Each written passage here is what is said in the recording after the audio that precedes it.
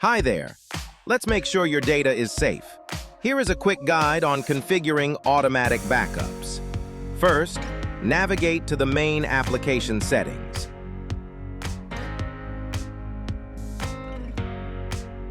Look for the section labeled Automatic Backup. Simply check the box to enable the feature, and then choose a secure folder where you want your files to be stored. You can also define the retention period, deciding how many days each backup file should be kept before it's automatically deleted. Now, let's open that target folder in File Explorer so we can verify the process.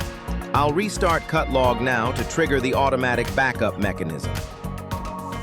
As you can see, a new backup file was automatically created the moment CutLog started up.